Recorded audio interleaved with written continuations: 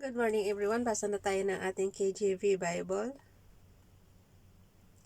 Yung ating daily reading plan, pang Day 8 na natin. 9 November 2021. Job chapter 17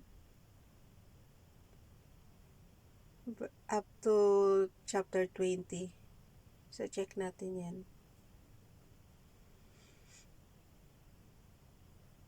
Okay. Job chapter 17. Verse 1. My breath is corrupt, my days are extinct, the graves are ready for me. Are there not mockers with me, and doth not mine eye continue in their provocation? Lay down now, put me in a surety with thee. Who is he that will strike hands with me? For thou hast hid their heart from understanding. Therefore shalt thou not exalt them.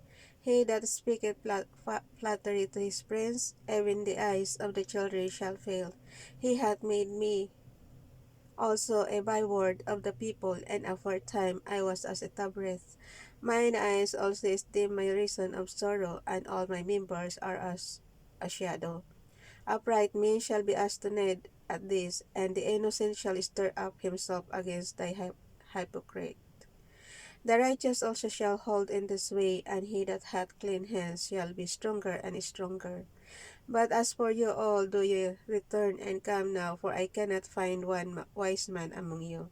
My days are past, my purposes are broken off, even the thoughts of my heart, they change the night into day. The light is short because of darkness. Oh, nakalagay guys. So verse 12. They change the night into day, the light is short because of darkness. If I wait, the grave is mine house. I have made my bed in the darkness. I have said to corruption, Thou art my father, to the worm, thou art my mother and my sister. And where is now my hope? As for my hope, who shall see it? They shall go down to the bars of the pit, when our rest together is in the dust. Chapter 18 na tayo. Then answered Bildad the Shuhite. Kasi nga mga kaibigan niya to guys, tumalaw sa kanya. Di ba may sakit si Job? Pero pag ganito mga kaibigan mo na, yung may sakit ka na nga tapos magkukontrahan pa kayo. Then answered Bildad the Shuhite and said, How long will it be ere ye make an end of words? Mark, and afterwards we will speak. Wherefore are we counted as beasts, and reputed vile in your sight? He teareth himself in his anger. Shall the earth be forsaken for thee, and shall the rock be removed out of his place? Yea, the light of the wicked shall be put out, and the spark of his fire shall not shine.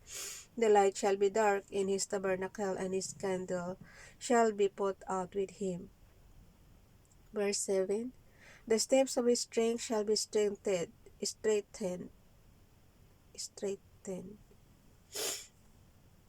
Yusufun ko. Okay. And his own counsel shall cast him down. For he is cast into a net by his own feet, and he walketh upon a snare. The gin shall take him by the heel, and the robber shall prevail against him. The snare is laid for him in the ground, and a trap for him in the way. Terror shall make him afraid on every side, and shall drive him to his feet. His strength shall be beaten, and destruction shall be ready at his side. It shall devour the strength of his skin, even the firstborn of death shall devour his strength. His confidence shall be rotted out of his tabernacle, and it shall bring him to the king of terrors. It shall dwell in his tabernacle, because it is none of his brimstone shall be scattered upon his habitation. His rod shall be dried up beneath, and above shall his branch be cut off. His remembrance shall perish from the earth, and he shall have no name in the street. He shall be driven from light into darkness, and cast out of the world. He shall neither have son nor nephew among his people, nor any remaining in his dwellings. They that come after him shall be astonished at his day.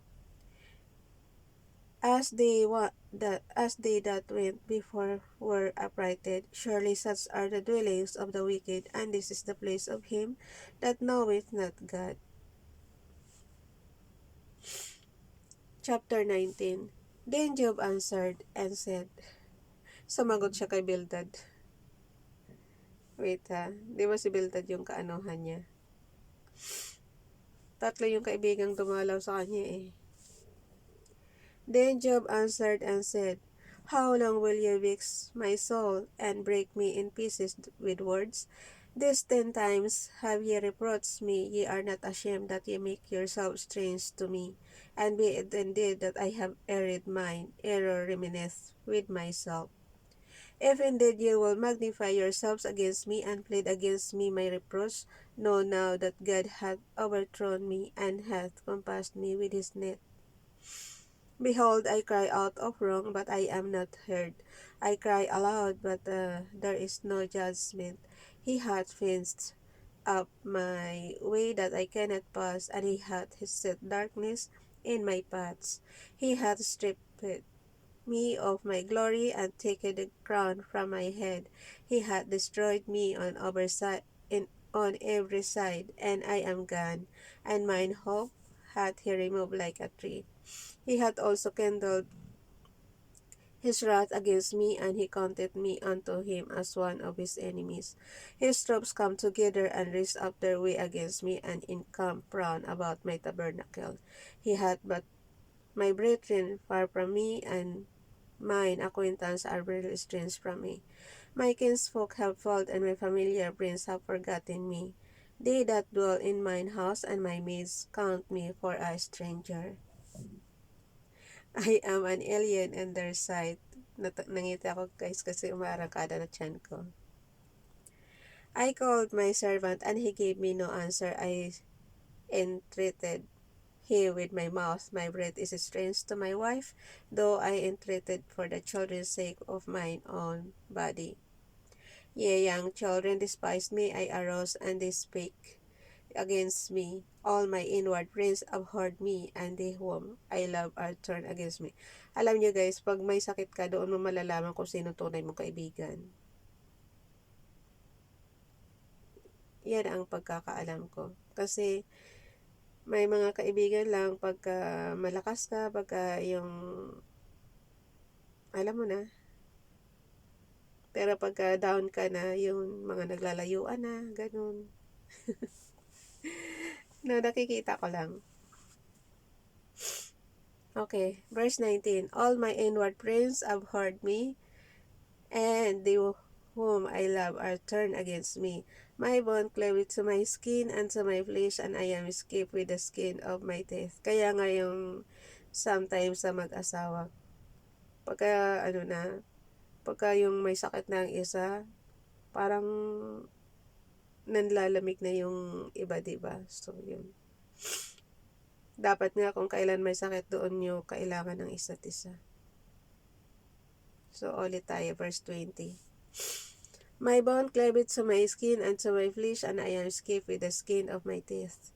Have pity upon me, have pity upon me, O ye my friends, for the hand of God hath touched me. Why do ye persecute me as God, and are not satisfied with my flesh? Oh, that my words were now written, oh, that they were printed in a book, that they were graven with an iron pen, and laid in the rock of forever. For I know that my Redeemer liveth, and that he shall stand at the latter by day, the earth. Shall stand at the latter day upon the earth.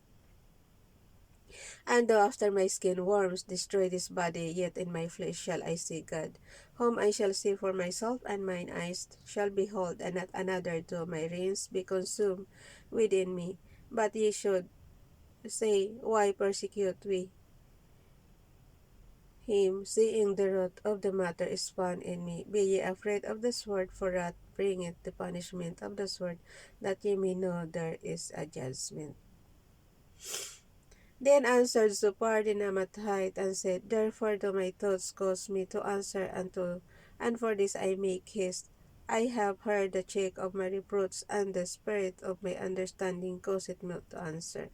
Knowest thou not this of old, since man was placed upon earth, that the tramping of the wicked is short, and the joy of the hypocrite but for a moment? Though his excellency mount up to the heavens, and his head reach unto the clouds, yet he shall perish forever like his own dung. They which have seen him shall say, Where is he? He shall fly away as a dream, and shall not be found, yea, he shall be cast away as a vision of the night. The eye also which saw him shall see him no more, neither shall his place any more behold him. His children shall seek to please the poor, and his hands shall restore their goods. His bones are full of the sin of his youth, which shall lie down with him in the dust. Though wickedness be sweet in his mouth, though he hide. Last chapter na natin to Though wickedness, verse 12. Job chapter 20, verse 12. Though wickedness be sweet in his mouth, though he hide it under his tongue, though he spare it and forsake it not, but keep it still within his mouth, yet his meat in his bowels is turned, yet his meat in his bowels is turned, it is the gall of asp within him. He hath swallowed down riches, and he shall vomit them up again. God shall cast them out of his belly. He shall suck the poison of asp, the viper's tongue shall slay him. He shall not see the rivers, the floods, the brooks of honey and butter. That which he labored for shall he restore, and shall not swallow it down. According to his substance shall the restitution be, and he shall not rejoice therein. Because he hath oppressed and hath forsaken the poor, because he hath violently taken away in house which he builded not. Surely he shall not feel quietness in his belly, he shall not save of that which he desired. There shall none of his meat be left, therefore shall no man look for his goods. In the fullness of his sufficiency he shall be in straits, every hand of the wicked shall come upon him. Verse 23. When he is about to fill his belly, God shall cast the fury of his wrath upon him, and shall rain it upon him while he is eating. He shall flee from the iron weapon and the bow of steel, and strike him through. It is drawn and cometh out of the body, yet the glittering sword cometh out of his skull. Terrors are upon him. All darkness shall be hid in his secret places. A fire not blown shall consume him, it shall go ill with him. What is left in his tabernacle? The heavens shall reveal his iniquity, and the earth shall rise up against him. The increase of his house shall depart, and his goods shall flow away in the day of his wrath. This is the portion of a wicked man from God, and the heritage appointed unto him by God. Maganda yung verse 27 up to 29 ng Job chapter 20.